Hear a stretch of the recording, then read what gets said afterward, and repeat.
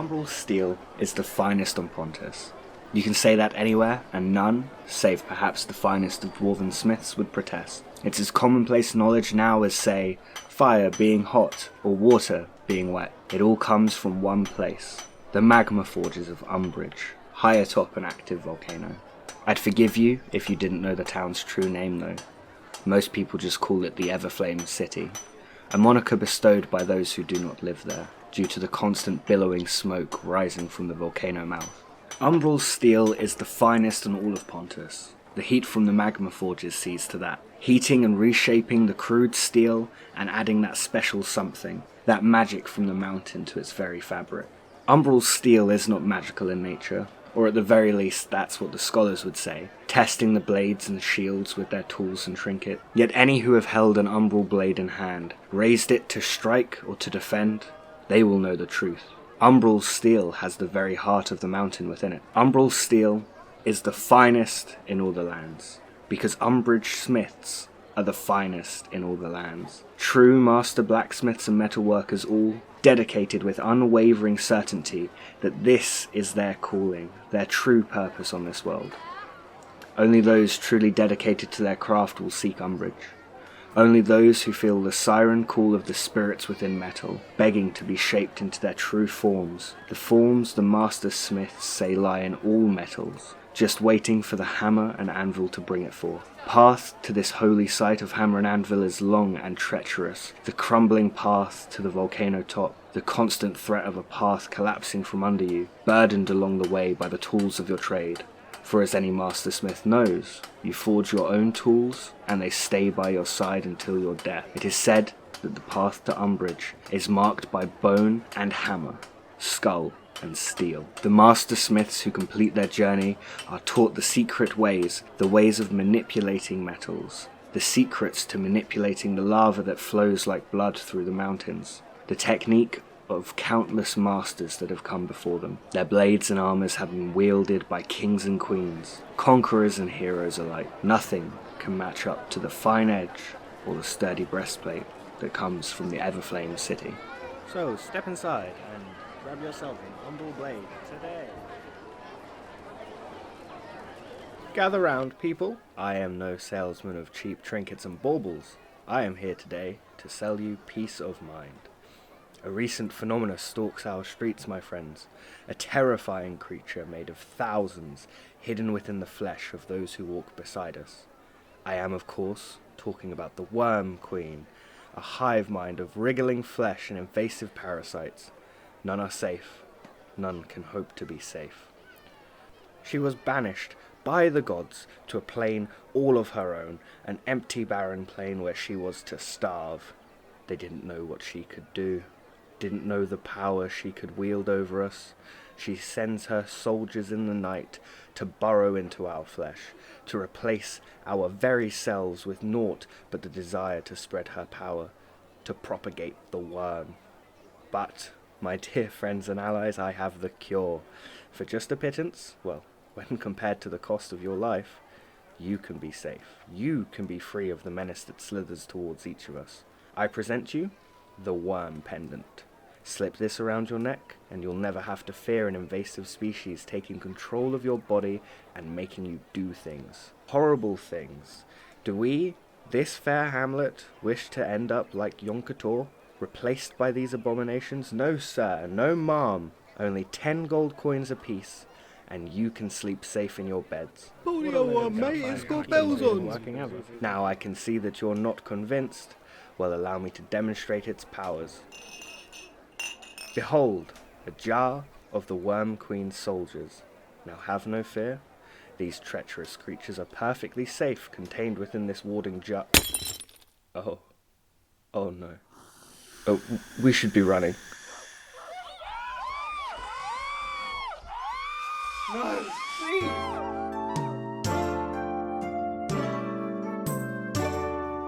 Dwarven tunnels are synonymous for safety and surety of travel across Pontus, or rather beneath. A gigantic network of these tunnels connects most of the major cities across the planet, with the capability to travel beneath the mountains and deep enough to travel through all but the farthest depths of the oceans. These tunnels have proved invaluable time and time again. The tunnels and halls are lit by artificial suns, stopping many of the subterranean threats, such as the blood drinkers, and that ever-present threat of madness that the surface races are posed with when plunged into eternal night. Travel across these tunnels is performed using fantastic contraptions, created using Dwarven engineering and Goblin technomagic. These are open-topped carts that accelerate faster than a sprint beetle, armoured on all sides for the rare threats that do manage to break through the magically enhanced walls of the tunnels. When travelling the tunnels, many remark to their Dwarven guides that the music that travels by is beautiful, and ask what the meaning of these wondrous songs are. They are often disappointed to find out that these songs are simply referring to a new vein of ore, a threat being detected, or just a simple marker of the dwarves' location. Dwarves use their mining songs to alert others across large distances about threats and finds deep beneath the earth. As such, the Dwarven tunnels are designed with acoustic principles to help extend the range at which sound carries. Dwarven mine song is a beautiful language, separate from the actual spoken dwarf language, as they guard the secrets of their tongue carefully. This being because many Dwarven spell locks use words spoken in their language. A dwarf is taught from birth to sing loudly and whisper their spoken words. Dwarven Mindsong is also used for their written language, its runes and cadence being adapted for more mundane tasks such as store logs and accounting. This does lead to literal translations of Dwarven documentation being somewhat lyrical in nature, which has proven interesting for many a surface trader, who upon receiving a receipt will glance through their purchase and see a poem describing the goods rather than an itemized bill.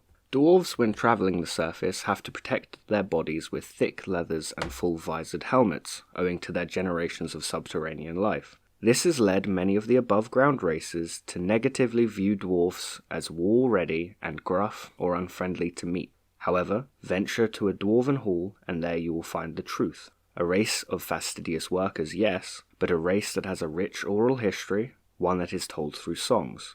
Even more jarring to those who have travelled to a Dwarven hall for the first time is how little emphasis their supposedly warlike culture holds on actual battle skill, their contests being more of the drinking and musical kind. A Dwarven bard is a force to be reckoned with by all accounts.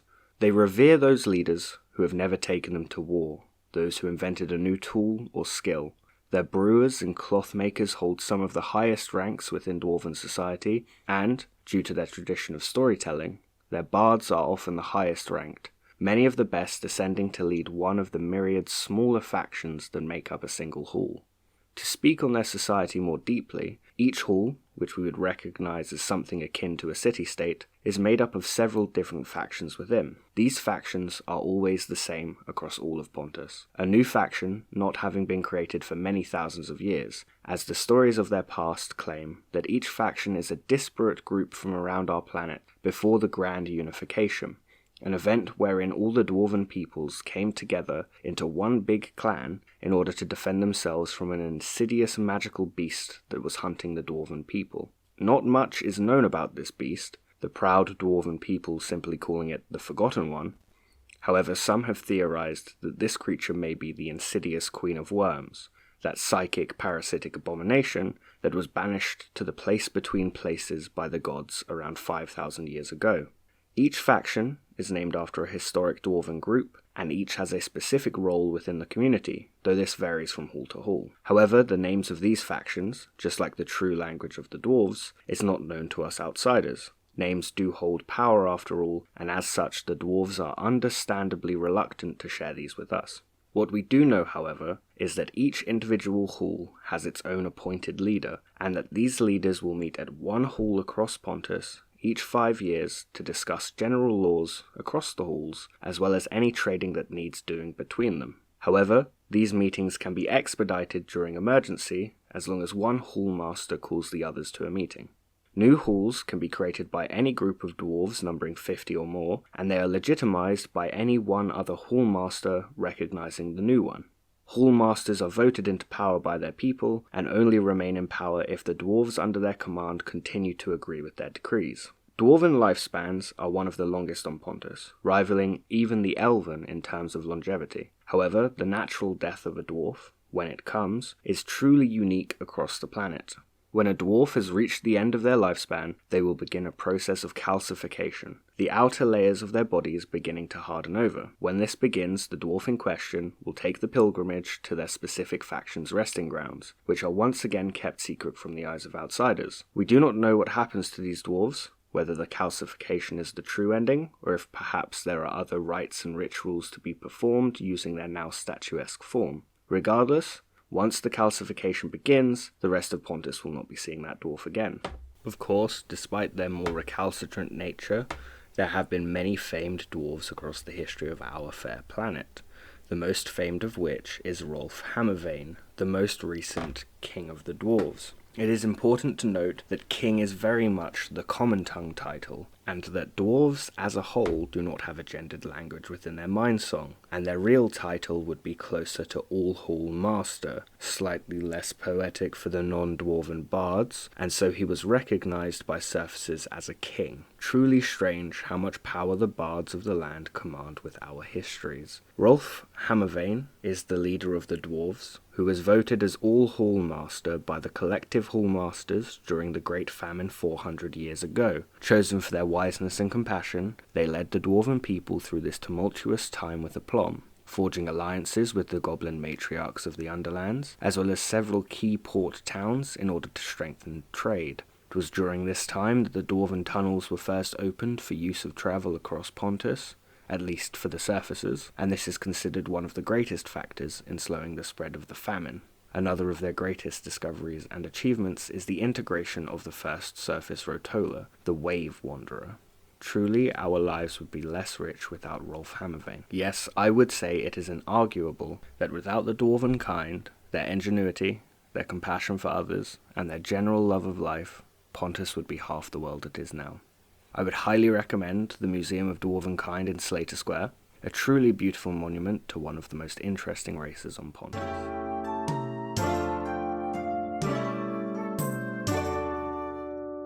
Hey, do you have a moment? I just wanted to ask, since you joined the Lords of the Dance, did you ever feel like there's something from outside of you, telling the stories through you, moving your limbs in the right ways to make the dance complete? Been growing on me lately. That strange compulsion, like something deep inside of my bones that I can feel wriggling to get out. A sickening crunch and crack from within, something alien and wrong. I wish you were here. I wish you were here. I don't want to keep feeling this numbness rising up within me, at least not alone anymore. You know, I was there a few months back when everything went so very, very wrong in that town. Those parasites burying themselves into everyone around me. And all I could do was watch. Just stand there and God's damned it, just watch. Since when have I been someone who just watches? Time was, I would have stood with that town. Used the fire inside to burn away that infection. Maybe everyone's right. Maybe I'm just getting too old for this. 190 isn't young by any stretch of the imagination, even for a half-elf. Maybe I've lost my edge. Should have retired when you did. Found myself a nice house in a nice town. Put my feet up. Gods, I envy you. You know that, right? You just get to lie here in the dirt, peaceful and at rest. Died a scholar's death. Fattened and primed for the slaughter, surrounded by love and happiness. I'm sorry to disturb you anyway, I just needed to get some things off of my chest. Sleep well, little brother.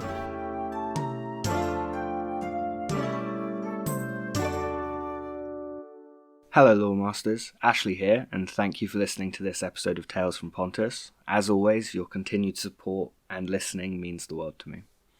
A couple of announcements this week. First up, we are now on iTunes, Spotify, and almost anywhere you get your podcasts, so please leave us a 5-star review and share the podcast around. It would be amazing if we could reach as many people as possible.